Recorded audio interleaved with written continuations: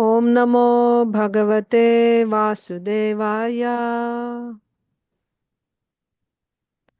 Om Namo Bhagavate Vasudevaya.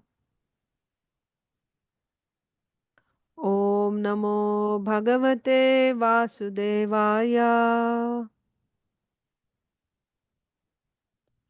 Narayanam Namaskritya Naram Chaiva Narottamam Devim Saraswatim Vyasam Tato Jayam Mudirayet नष्टप्रायेष्वभद्रेषु नित्यं भागवत सेवया भगवत्युत्तमश्लोके भक्तिर्भवति नैष्ठिकी नमो विष्णुपादाय कृष्णप्रेष्ठाय भूतले श्रीमते भक्तिवेदान्त स्वामिन्निति नामिने नमस्ते सारस्वते देवे गौरवाणी प्रचारिणे निर्विशेषा शून्यवादी पाश्चात्यदेशतारिणे जय श्री कृष्ण चैतन्य प्रभु नित्यानंद श्री अद्वैत गदाधर श्रीवासादि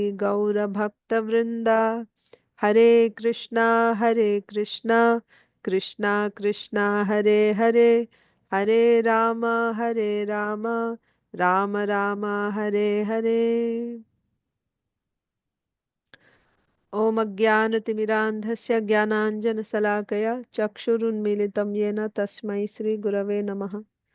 वाञ्छाकल्पतरुभ्यश्च कृपा सिन्धुभ्य एव च पतितानां पावनेभ्यो वैष्णवेभ्यो नमो नमः। Hare Krishna, dear devotees. Welcome to today's Srimad Bhagavatam for All session. Today is December 13th, 2024. So let us continue with Bhagavad Gita recitation. We are, yesterday we discussed and recited from the 18th chapter of Bhagavad Gita. We saw Lord Krishna's explaining three types of jnanam. Knowledge in the mode of goodness, knowledge in the mode of passion, and knowledge in the mode of ignorance. What is knowledge in the mode of goodness? Anyone remembers what is knowledge in the mode of goodness? Jnanam in the mode of goodness. Equally to everyone. Everyone, he sees everyone equal. Yes, Prabhuji, very nice. Ekam bhavam. He sees everyone oneness in all living entities, regardless of their bodies. And that oneness is that we are all spirit souls, and all spirit souls are the same. The same spirit soul is present in everyone, right? It's not like one soul is big and one soul is small. No, same spirit soul is present. So that is jnanam in the mode of goodness. Then what is jnanam in the mode of passion?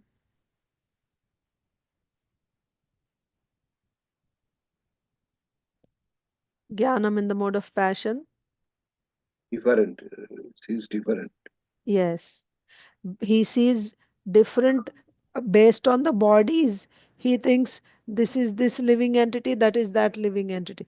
He's seeing this Atma is a dog Atma. This is cat Atma. This is Brahmana Atma. This is Shudra Atma. He's seeing differences. And because of those differences, he is also having different feelings, bhavas towards different people. This is knowledge in the mode of passion. And finally, what is knowledge in the what is knowledge in the mode of ignorance?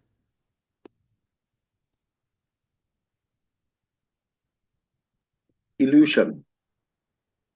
Uh, can you explain it further? What is in ignorance? Illusion means? Illusion means we cannot purely understand what is to be done or what is not to be done, like this. Yes, yes. Okay, Prabhuji. Thank you. So that is also there. That comes for intelligence actually. So I think we discussed it in the past, or maybe it will come in future. But yet it's true. Intelligence in the mode of ignorance is uh, actually Intelligence in passion is you don't know what is right, what is wrong, what is to be done, what is not to be done. But intelligence in ignorance will take the wrong one. What is not to be done, he will take that as what is to be done. So that is intelligence. Here we are talking about knowledge, jnanam. So yesterday I said that knowledge which does not go beyond eating, sleeping, mating, defending, material activities. He sees his particular work, whatever he's doing, that is all in all. He has no conception, no understanding of what is soul, what is the goal of life, what is the spiritual world, who is God, nothing. His whole world is simply about his activities. What are his activities? Eating, sleeping, mating, defending, like that. And then whatever is required for eating, working, right, cleaning, that's all.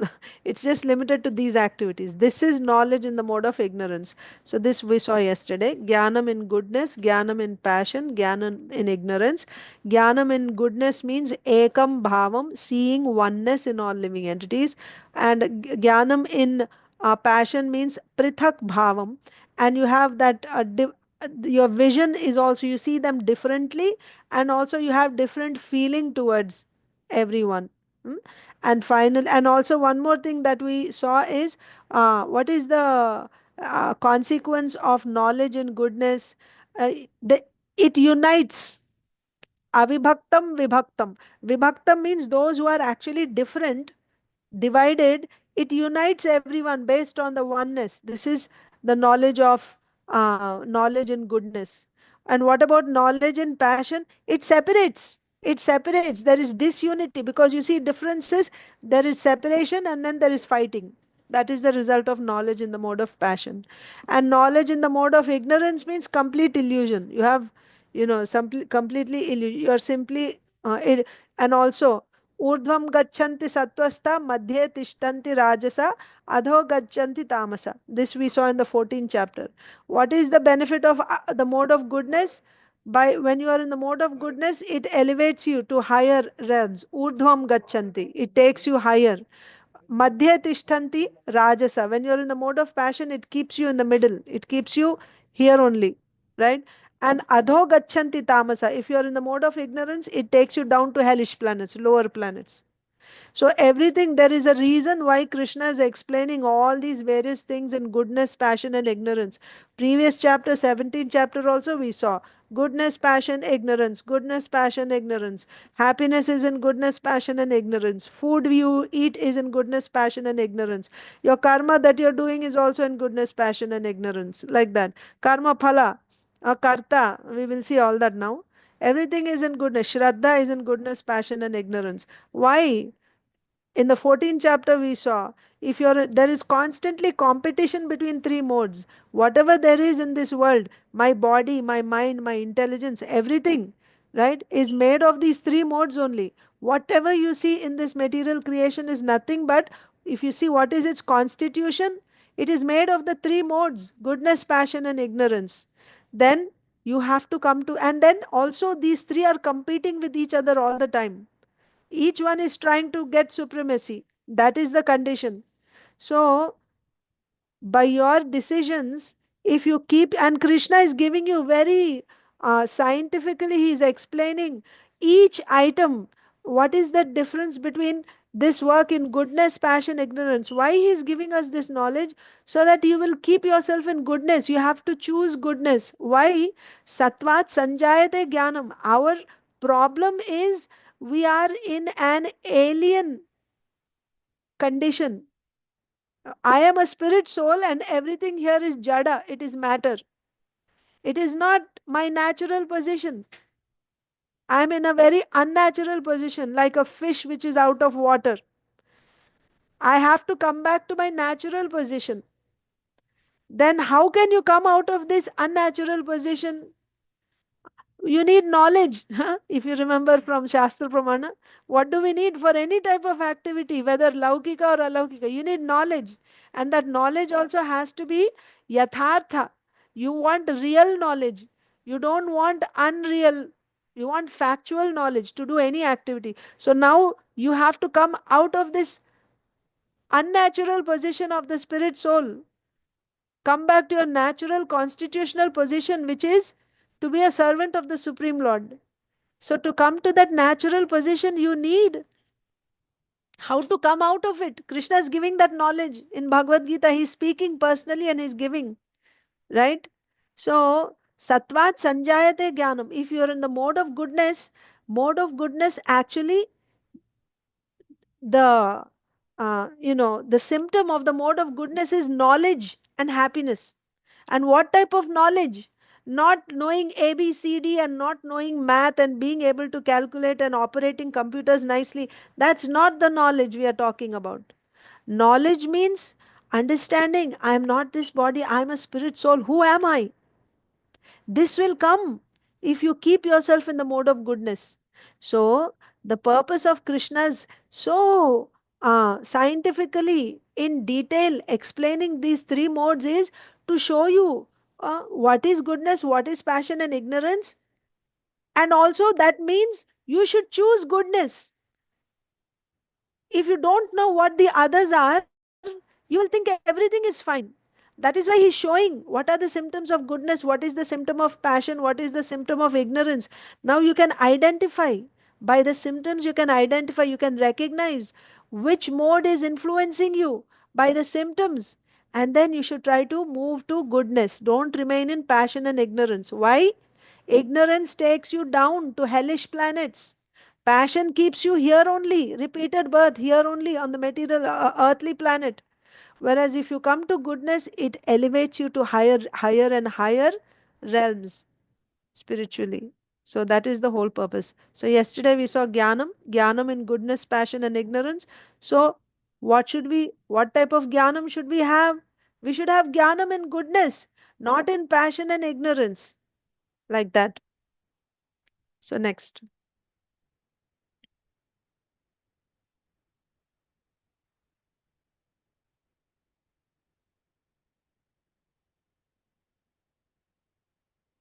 So after we saw, and that knowledge which one is attached to that knowledge by which one is attached to one kind of work as the all in all without knowledge of the truth, and which is very meager, is said to be in the mode of darkness. So we saw knowledge. Now next thing is action. Remember we said, so corresponding to what do you say, jnanam geyam karta, we said karanam, uh, karanam, karma, and karta, right? Jnanam, Gyayam, Parigyata.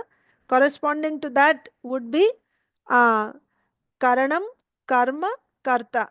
So this karanam, karma, karta, when they're doing, it will result in karma sangraham, right? It will bind you by giving you karmic reaction. It binds you. But if you're actually doing jnanam, Gyayam, Parigyata, if your goal is to realize the soul, that is liberating. But this work that you do, karanam, using your senses, karma, you want, your goal is some material result, right? So you're using your senses and performing some activity to get some material result. And karta, the doer, is your false ego. This actually results in accumulating reactions, karmic reactions. That means you'll have to take birth again and again. So now Krishna is saying, I will explain these also in the three modes. So Jnanam he explained. Now we are also going to see karma and karta in the three modes. So next item, so Jnanam, karma and karta, I'm going to explain it in the three modes. Krishna said he already explained Jnanam. Now he is explaining karma, that action which is regulated and which is performed without attachment, without love or hatred, and without desire for fruitive results is said to be in the mode of goodness. So goodness means, you can just remember this as a thumb rule. Goodness means the work, anything. It may be a sacrifice, it may be your a charity, penance. uh, Goodness means that work is done with a sense of duty, without attachment to the result of that work, and also without association of the material conditions. That means not being affected by happiness and distress that come in the course of doing that work. This is goodness. You don't give up your work. You work with a sense of duty. It is my duty. It has to be done. Not that, oh, it's giving good results, so I will do. It's giving bad result, I won't do.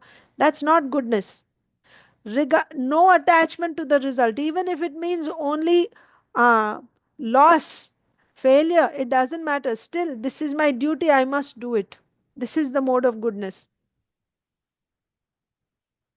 I think I told this before also, but I cannot avoid repeating it again. In Mayapur, you probably see in other places also, but I've seen in Mayapur, uh, there are so many small shops. Hardly anyone ever goes there to buy anything, and even the things that they have to sell are so, very insignificant. Uh, Very religiously, every day on time, the person comes, the shopkeeper, he will clean, he will put out all the things, whatever little few things he has to sell. Sometimes, they even spread something and sit, and then sell a few things. But every day, you can see it is done as dharma, and then on time they close and they go. Many times, I heard many times, uh, you know, people commenting, how do these people even survive? Right? What profit do they make from this? But they do that. This is called, like, this is my dharma, right? And I have to do this. By doing that dharma, whether it's you're not doing what is happening in today's world. Oh, you keep changing all the time, isn't it? First, you take up a job in one company and then you stay there for a few days so that you will get a little, experience or whatever. And then now you will switch to another one and another one and another one. And also, you keep changing your, now you're in one field. Oh, there is more profit in the other field. So let me switch to that field and this field. That's not mode of goodness. Mode of goodness means regardless of the result, you stick to that job. Of course, these jobs are also not actually the jobs which are recommended in Shastra. So that is why it is not possible. See, if the problem is in the root itself, huh? Let's say you have a disease in the root. There's a plant, Tulsi Maharani, right? When you're taking care of Tulsi Maharani, let's say there is some disease in the root itself, and you're trying to clean, put medicine on the leaves and on the stems. Is that going to cure the disease? The problem is in the root itself. Like that, this system, the whole system, the jobs that we have, everything, that is already in the modes of passion and ignorance. That is already vikarma. It is not according to Vedic injunctions. Now doing that job, now I will say, I will, I will do this, I will do my dharma, like applying the mode of goodness there very religiously without expecting the result, tolerating happiness and distress. You won't be able to do that. You won't be able to do that. Because also remember how dharma is assigned to us in the first place. Dharma is assigned based on my swabhava, isn't it? Based on my swabhava, my dharma is assigned to me. Then here, whose swabhava we are seeing? Here, the only goal is uh, I have to get whichever job fetches me a higher salary, I go there, isn't it? Everyone in the world, that's what they're doing. So your beginning itself is wrong. It is not according to your swabhava for one reason, and because it's not according to your swabhava, you're not able to sustain, you're not able to tolerate. And then the mode of passion, competition, isn't it? And then the results, the pressure from the boss to achieve higher and higher goals. This is completely modes of passion and ignorance. How you will try to apply? right? Act in the mode of goodness in an atmosphere of passion and ignorance. It won't be possible. I will give you another example.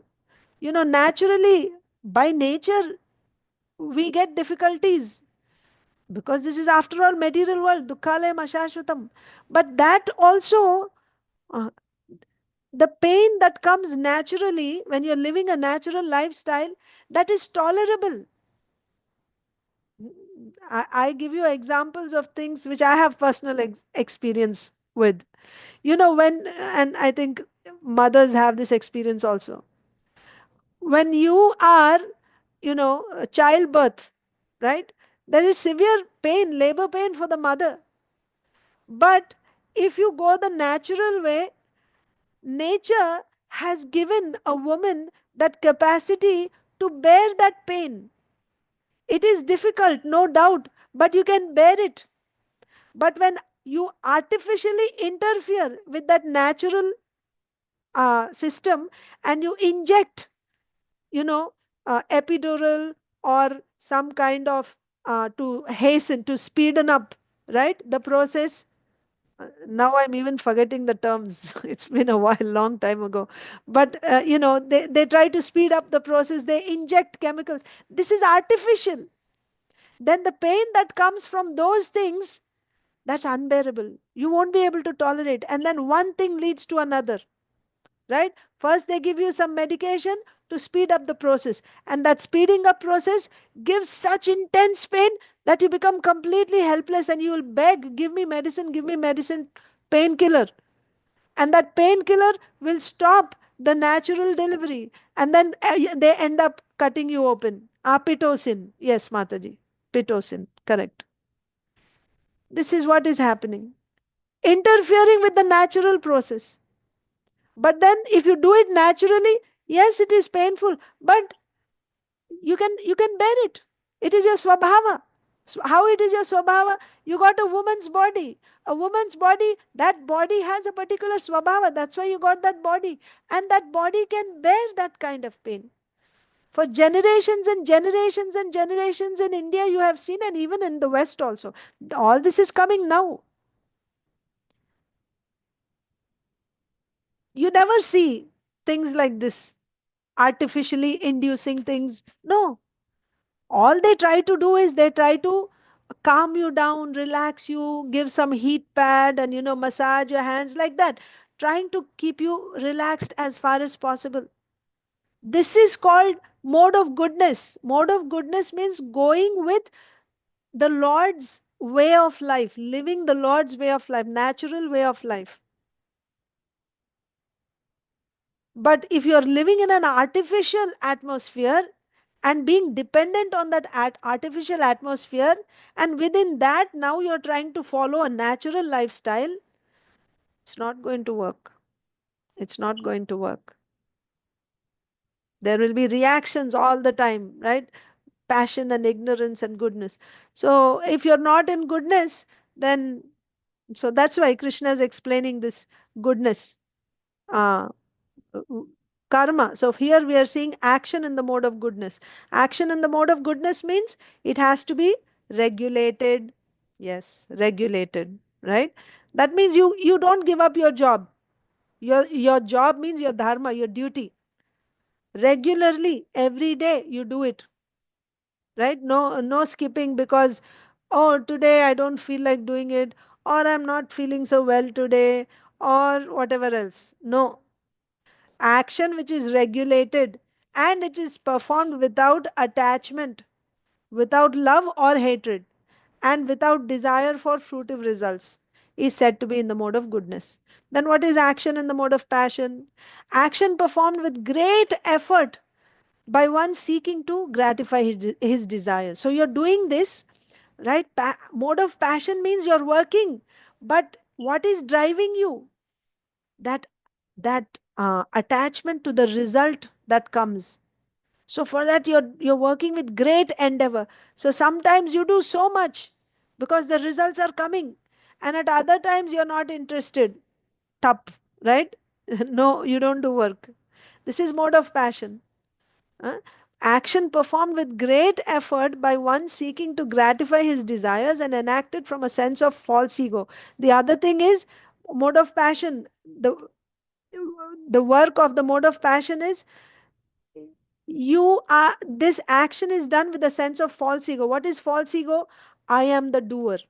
Yes, I am the doer of this work. That means you want the credit.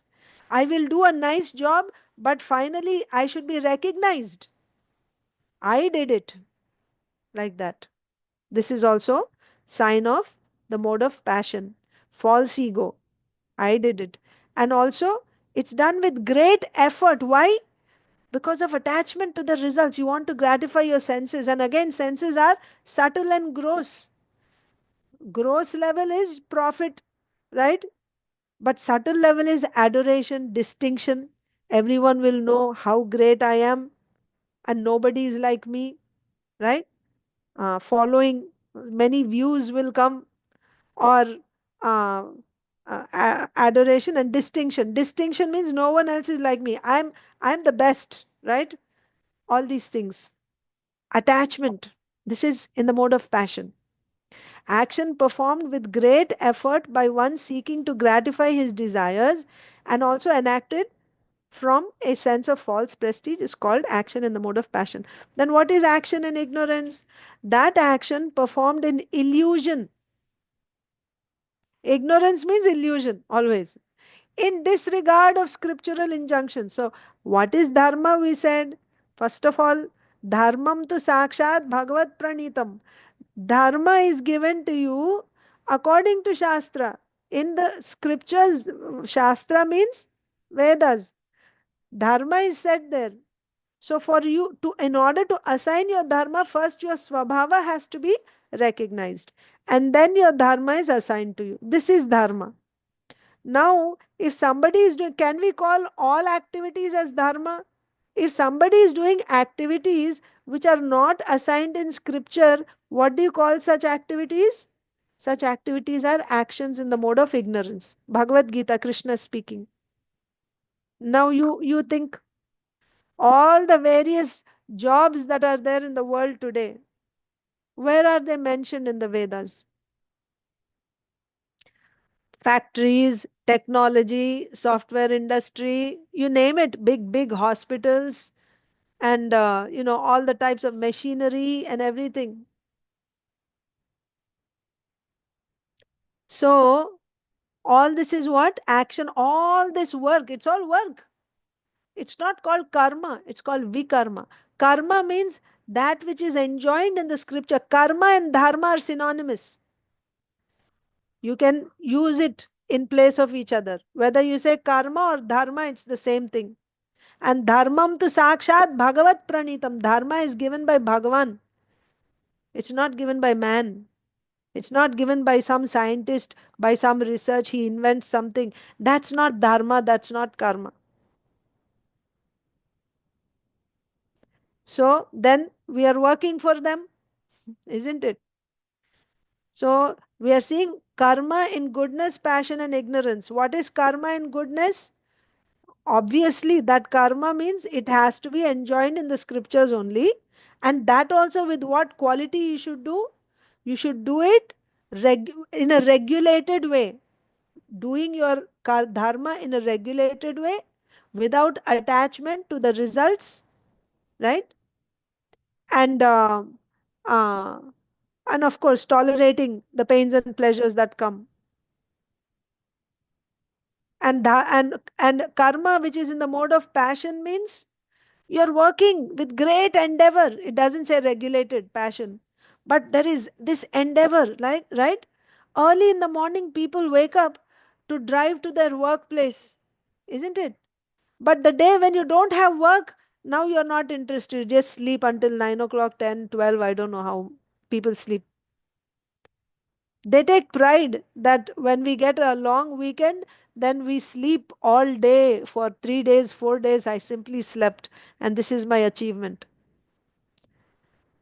So that you're waking up in the morning, it is done for your work or for your school or something. Saturday, Sunday, we don't get any attendance here. because there's no work and there's no school on that day. So we will sleep. But Monday to Friday, because we have to work, anyway, we have to get up for work. Before going to work, let's log in and hear some Krishna Katha for some time. Is it true or not?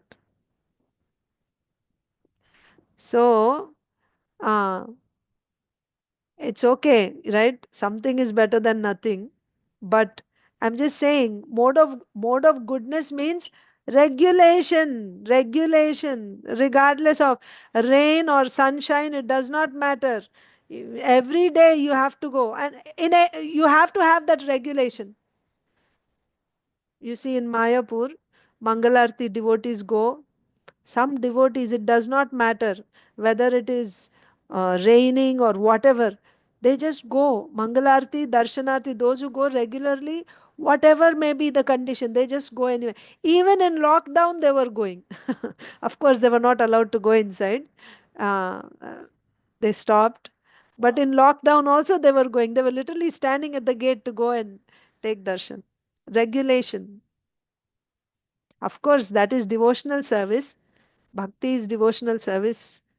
But I'm just saying that regulation is important. When you are in, that brings you to the mode of goodness. Regulation. Tolerating the temptation to not do and still going and doing. That is called regulation. And show that regulation in bhakti. For to get some material result, we show. That is action in passion, in the mode of passion. Yes? Today some big boss is going to come in my workplace, so I get up extra early, and I do everything else, and I go there, and extra endeavor I do. Or this particular job fetches me more money, so I wouldn't wake up that early, but I wake up even early to drive to that place, and I'll do it. That means what is said here about mode of passion: with great endeavor you do your work, with great endeavor. But why you're doing it? Because you are attached to the results that are coming from that work for sense gratification. This is action in the mode of passion. I already told you in the beginning what is the result of being in goodness, passion, and ignorance. If you're working in the mode of passion, you won't make progress. Higher progress won't happen. Going to higher, advancing, going to higher regions won't happen. And if you're working in ignorance, that also, right? Ignorance means you'll go down to hellish conditions. Passion means you'll remain here only, taking birth again and again. So, karma in the mode of passion, we saw, that means with great endeavor you're doing, and also with attachment to you. You have so many unlimited desires that you want to fulfill, and for that you're working with great endeavor, with great effort by seeking to gratify senses. And another thing is with a sense of false ego. This is also a sign of passion, with a sense of false ego. What is that? I am the doer, right? I have to get the credit. I am number one. The world should know what I am doing. And finally, passion, ignorance, we said, is karma which is performed in illusion. That means no regard for scriptures. The work which you are doing, which is not given in the scriptures, just take it for granted. It is in the mode of ignorance. And that work also now you're doing with attachment and with great sincerity, means passion and ignorance both. So any work that you do which is done disregarding scriptural injunctions is work in the mode of ignorance. And ignorance will take you down. And without concern for future bondage or for violence or distress caused to others. And another, just like passion, what is another quality of passion? With a sense of false ego. And what is another quality of ignorance? Work in ignorance? With no concern for the future. I'm doing this work today. What will be the consequences of this type of work? What type of bondage am I going to get? Now, if you think, oh, I'm chanting Hare Krishna, so Hare Krishna, chanting Hare Krishna will nullify all my sinful activities. If you're thinking, that's an offense to the holy name, right? Committing sinful activities on the strength of chanting the holy name. If you are telling yourself, it is all in your consciousness, my dear devotees. It is all in our consciousness. That's why Krishna consciousness. What is my consciousness? Am I thinking it is okay to do this work because I'm chanting Hare Krishna, so it does not matter? I won't be affected by. It's like the ostrich putting its head in the ground and thinking, oh, now I'm safe from danger because I'm not seeing anything. I closed my eyes. Like small children, right? When they're watching some movie, if there's some horrible scene, some killing scene coming, they just close their eyes and they think, yes, now I'm free from danger. We are not free from danger. We are completely responsible for our activities, whatever activities we are doing. Don't assume that, you know, you'll be free from the reactions. We are not on the platform of Shuddha Bhakti. Those who are on the platform of Shuddha Bhakti will not even do such sinful activities. They know scriptures are forbidding. They will not do anything which is against scriptures. And those who are not yet in Shuddha Bhakti, we must refrain from sinful activities. Because if we commit sinful activities, it's going to bind us. So then what should we do? Then you should pray to Krishna, you should depend on Krishna, and you should try to move in the direction of the mode of goodness. If it is not important, tell me. If coming to the mode of goodness is not important, why this Bhagavad Gita is the essence. It is the essence of entire Mahabharat. Mahabharat is such a vast scripture. And this Bhagavad Gita, the whole purpose of this whole Mahabharata that Vyasadeva gave is to bring the reader ultimately to Bhagavad Gita. And in Bhagavad Gita, which is it's just 700 shlokas out of so many in Mahabharata. And also see, Krishna is speaking to Arjun just before the battle started. The battle actually they blew the conches already with with their weapons ready to shoot. How much time did Krishna have to speak to Arjun? We yesterday, day before yesterday, when we recited, we took 2.5 hours. But it is said it's like 40-45 minutes, that's all. The conversation between Krishna and Arjun, Bhagavad Gita. And then the battle started. So, in such short time, think about it. Would Krishna say something which is not so important? Something which is not really important? Would he say it there? Why chapter after chapter, why he is talking about the mode of goodness, passion and ignorance? He said in 14th chapter, the whole 14th chapter, he's talking about the three modes. And that's the title of the chapter only, the three modes of material nature. Again in 17th chapter, he's saying about three modes of material nature. This is the conclusion of Bhagavad Gita, 18th chapter. Again, he's talking about the three modes of material nature. Why Krishna is stressing so much? Because we are in this material world, and material world means it is made of the three modes only, and we should come above the three modes. But to come to the transcendental platform, it's like when you're climbing stairs, when you're climbing, let's say you live on the first floor or second floor, if you want to get to your house or to get to your work, right, you're climbing stairs. If you have to cross 10 stairs, which is easy, taking one step after another and going to the 10th is easy, or jumping from the ground level to 10th stair directly, which is practical, taking step by step. So you want to come to transcendental platform, you come to goodness. If you are in ignorance, from ignorance you come to passion, from passion you come to goodness, from goodness the next door is transcendence. It is not said that being in goodness is all in all, just living your lifestyle according to Vedas. It's not said that that is all in all.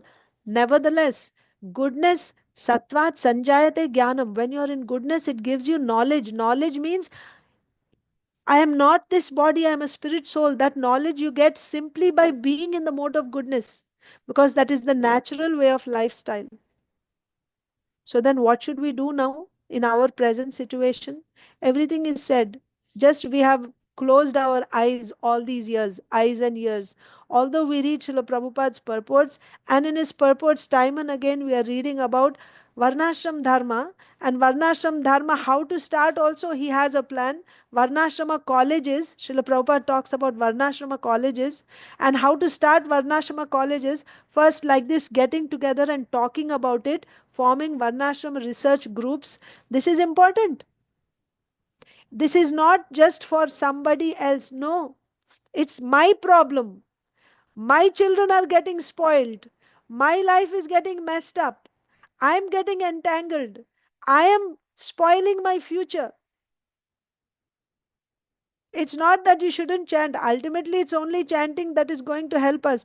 But this coming to mode of goodness will help in my chanting. It's like a bridge. It's like a bridge.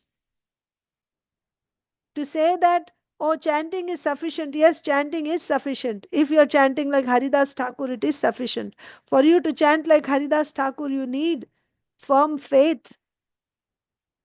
You need Dhrida Shraddha. And to get Dhrida Shraddha, you need the mode of goodness. That is the link. That is the link. Mode of goodness, if it is not important, Krishna would not have stressed it again and again and again. Even in the last chapter conclusion, again Krishna is talking about that only. What is the whole purpose? Why he is saying goodness, passion, ignorance, goodness, passion, ignorance? To inspire us to come to goodness. You come to goodness. Don't remain in passion and ignorance. And from your activities, from your thought process, you understand, where am I? Am I in passion? Am I in ignorance? Am I in goodness? He's giving the symptoms.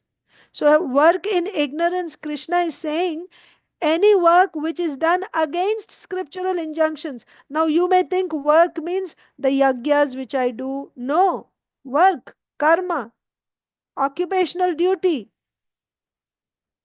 Is your occupational duty that you're doing, is it actually given in the scriptures? If it is not, then it is not karma, it is vikarma.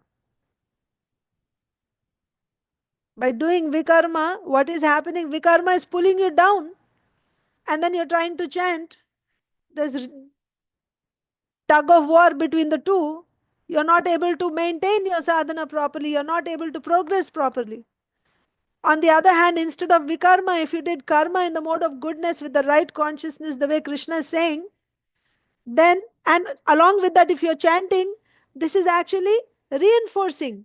They were going together, and you're actually making progress higher and higher. And along with, clubbed with that, you're chanting and you're doing your karma properly in the mode of goodness. And if you're also hearing from Bhagavad Gita, Bhagavatam, Shraddha is becoming stronger and stronger and stronger. And very quickly, you will come to Dhrida Shraddha, surrender to Krishna, like we discussed yesterday evening, Sharanagati. And then you can progress. That's the whole plan. That's the whole plan.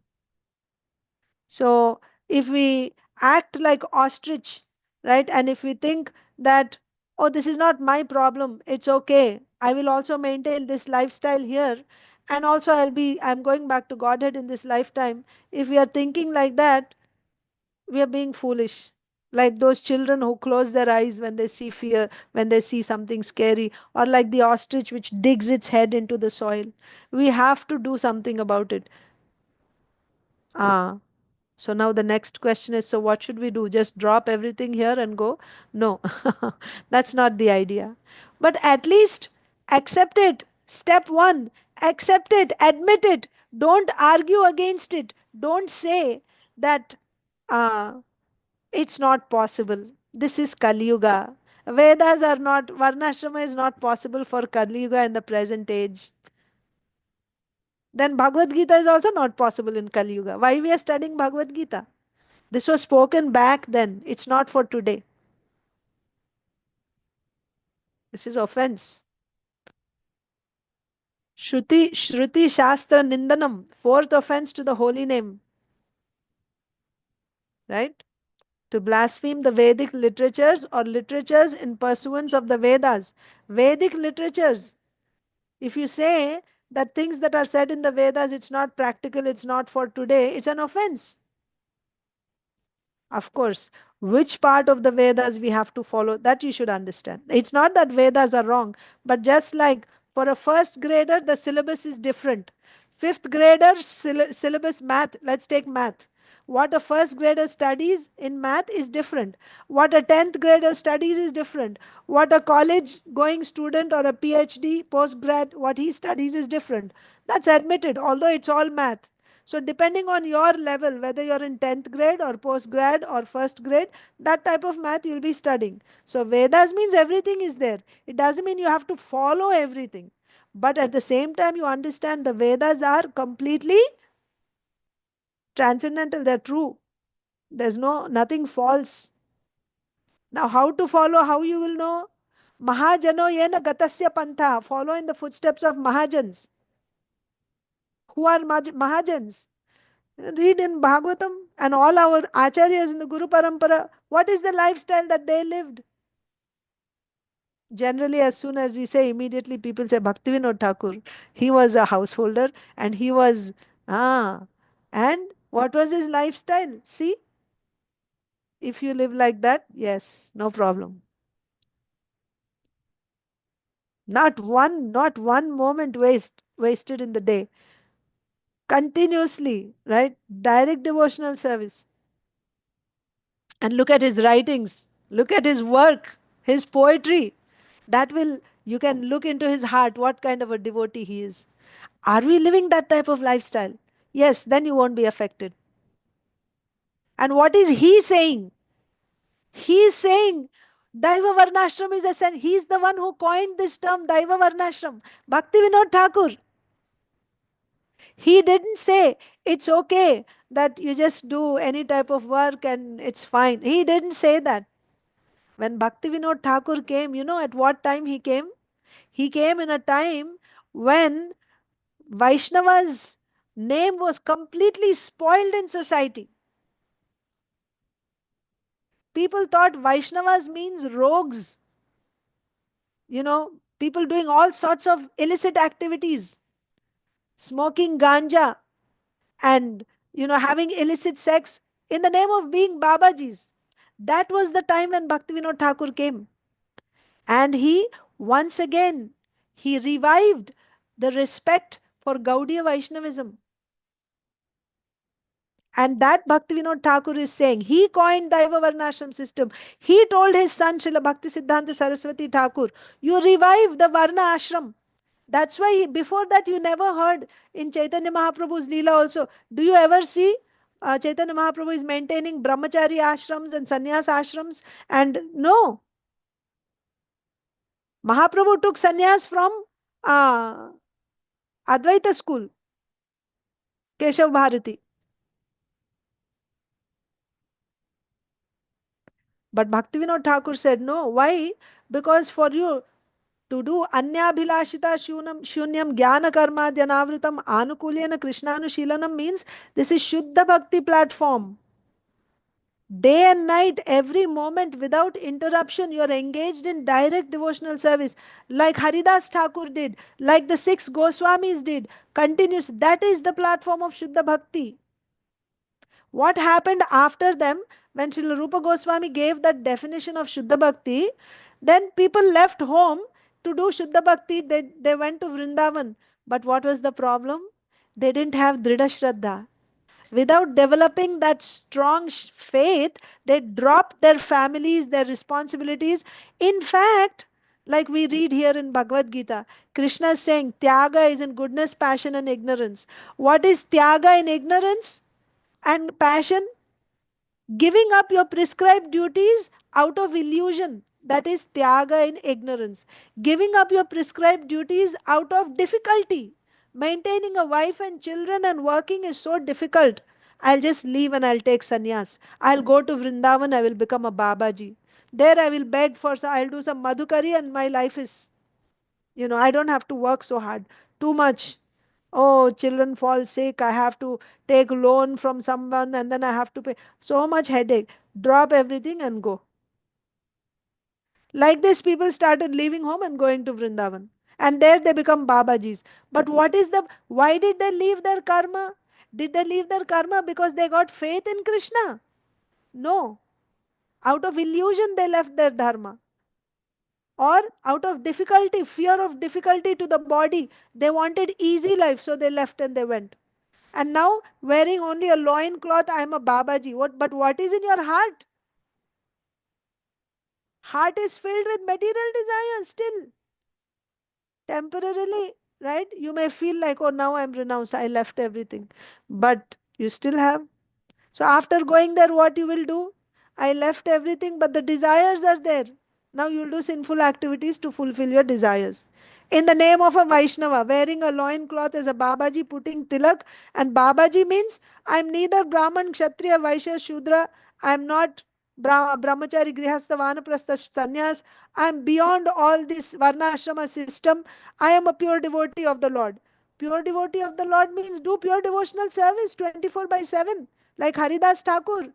I'm not able to do. Why? Because I don't have faith. So that's why Bhaktivinoda Thakur came to stop all this nonsense. There were many uh, uh, apasampradayas, aul, baul, like that. He fought. He fought like a lion against all these, exposing their hypocrisy in the name of being followers of Lord Chaitanya Mahaprabhu. And then he said, be an honest grihastha instead of being a cheater, renunciate. And be a grihastha means what? Brahmachari, grihastha, vanaprastha, sannyas means this is varnashram system. He said, introduce this varnashram system. Otherwise, people are becoming hypocrites. Forget about making spiritual progress. They are becoming cheaters. They'll go to hell.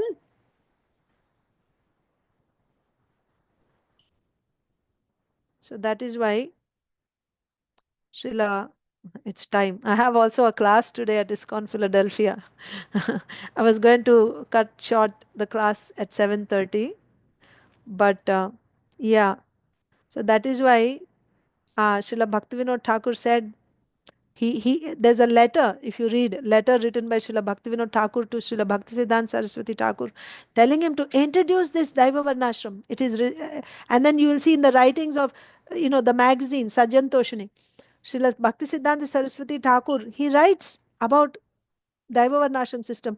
So each Acharya, when the Acharya comes, he will do his part, right? He will take the movement, just like, when there is a relay, when we were children, relay, right? So there will be like 10 students standing in a line. So one student will run a certain distance and he will give the baton to the next one. That person will carry it to the next. Then he'll hand it over to the next one. That person will carry. This is called relay.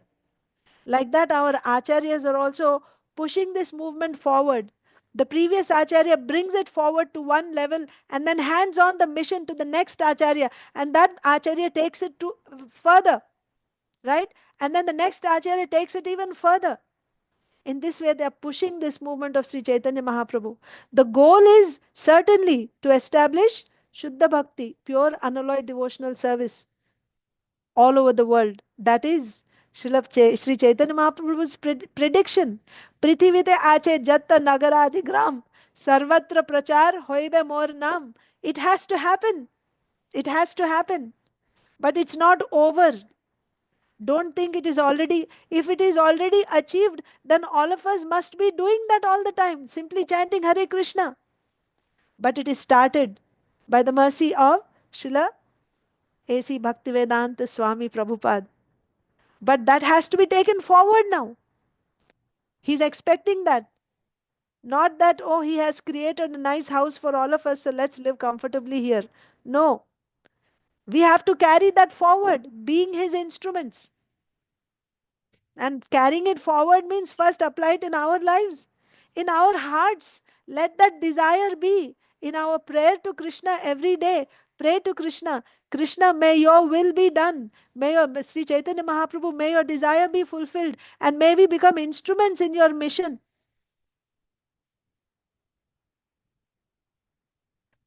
What is the value of this life? It will be finished soon. But let's do something. in this life for Sri Chaitanya Mahaprabhu. Devotees don't worry about, oh, whether I'm going to go back to Godhead or not. In fact, in fact, if you see the words of our acharyas, they don't want to go back also. They are not they are not keen on going back to Godhead. They want to work for the Lord. They are interested in the mission of the Lord. What did Srila Prabhupada say? From here I'll go to another planet and I will do the same thing. I will preach. Huh? Lower planets after this. Rasapriya is saying. Srila Prabhupada said, from this now I'll go to lower planets. This is a devotee's, what do you say, um, consciousness. We want to imbibe that in our hearts.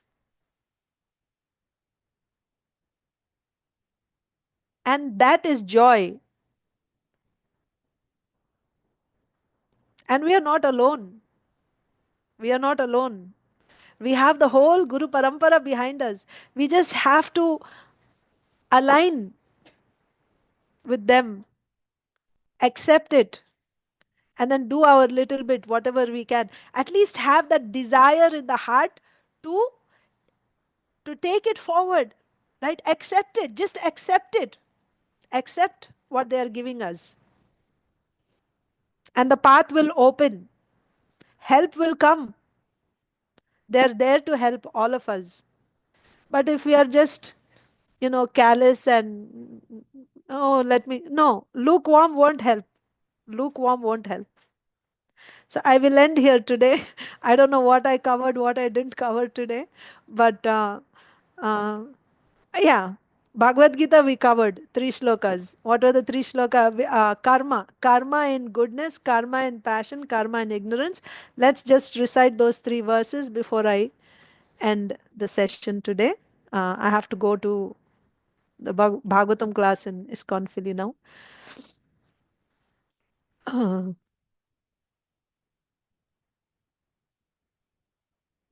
Yeah, goodness, passion, and ignorance. Shloka. Niyatam sangarahitam aragadveshatah kritam aphala prepsuna karma yattat satvikam uchyate. Satvika karma. What is satvika karma? Niyatam, regulated, sangarahitam, sangarahitam, no attachment, right? Uh, that means sangarahitam means without material association. You're not affected by the material conditions. That's how you're able to do regulated work. Whether it is favorable or unfavorable, you're not affected by that. Niyatam, regularly you will do your work, regardless of the conditions. Sanga rahitam, uh, without attachment to the conditions. Okay? Niyatam sanga rahitam araga dveshatah kritam. Again, raga and dvesha. You don't have an attitude of uh, I like this or I don't like this. That's not even a consideration. Whether I like it or not is not a consideration. Karyam, this is my duty, it has to be done. This is mode of goodness, karma. Okay? Araga dveshatah kritam. Aphala prepsuna karma, and also not in expectation of the result. Phala. You're not doing this work for the result, right? Not that by doing this I'll get this result, therefore I will put my effort. No. Aphala prepsuna karma. Yattat satvikam uchyate. So it is already said. So in that verse, karmanya vadikaraste, Krishna says, ma phaleshu kadachana ma karma phala heturbhur mate sangosta karmani. Right? So don't, so because I'm not interested in the fruit, so now I won't give my 100%. I will just do something. No. That's why it is said sangarahitam. You will give your 100%. You will give your 100%, but you will not take the result. This is the mode of goodness. Okay? Niyatam sangarahitam araga dveshatah kritam aphala prepsuna karma yattat satvikam uchyate. That action which is regulated and which is performed without attachment, without love or hatred, and without desire for fruitive results is said to be in the mode of goodness. Then, what is in the mode of passion? यत्तु कामेप्सुना कर्म साहंकारेण वा पुनः क्रियते बहुलायासं तद्राजसं मुदाहृतम्. Yattu kamepsuna karma. Kama. Kama means what? Desire, right? Desire, lust. You are doing that work because of lust. You want the result from that work. Sahankarena, along with saha, ahankarena, along with false ego. So you're doing for the result, out of desire for the result you're working, and along with that is your ahankara. I am the doer, right? Va punah kriyate bahulayasam tadrajasam mudahritam. And kriyate bahula ayasam. You know what is ayasam? In Telugu, you know, right? Ayasam means like like that. You're running. After you run, then you start. Uh, what is the word in English? You know, hapna, they say in Hindi. So, like that. So that means with great endeavor, you're doing that work. You're trying to reach it, you're trying to get it, right? Why? Because you want that result. And you're trying hard, trying hard. And along with that, there is ahankara. I am the doer. This type of work is called rajasam in the mode of passion, karma in the mode of passion. यत्तु कामेप्सु न कर्म साहंकारेण वा पुनः क्रियते बहुलायासां तद्राजसमुदाहृतम्. But action performed with great effort by one seeking to gratify his desires and enacted from a sense of false ego is called action in the mode of passion. And finally, what is in ignorance? Anubandham kshayam himsam anapeksha cha paurusham mohad arabhyate karma yattat tamasam uchyate. Anubandham kshayam himsam. Anubandham means bondage. Kshayam, destruction. Himsa, violence. Huh? Anapeksham, you're not apeksha. What is apeksha? Apeksha means you're expecting. Anapeksham, that means you're completely blind to the consequences of the work that you're doing. This work is going to result in my future bondage. I'll be going to hell. I'll be punished, right? Or uh, I will have to take birth again and again in this world, once again go in this cycle of birth and death. Destruction. This work is causing so much destruction. I'm thinking I'm just sitting in this office and working, but for this work, how much destruction is happening to this material nature? Am I considering that or not? Himsam, himsa, so much violence, so many animals are getting killed because of this particular factory, and I'm working here and I'm getting paid by this in this industry. Am I considering that or not? Anubandham, kshayam, himsam, anapeksha. Not seeing the consequences. Anapeksha. All these consequences. Cha paurusham, mohad arabhyate karma. And out of illusion, paurusham means here it is said self-sanctioned, right? Yes, you feel good about your work. Not seeing the bad consequences, you take pride in the work that you're doing, right? Self-sanctioned, right? Paurusham means, see, you know what is apaurusham? Vedas are called apaurusheya. Apaurusheya means that which is not written by any human being. All this work is coming from where? Paurusham. Some man has created this work in the mode of ignorance. This is not given in apaurusheya scriptures. No, it's man-made. These various jobs are man-made, paurusham, coming from, they're man-made, self-sanctioned. It's not coming from scriptures.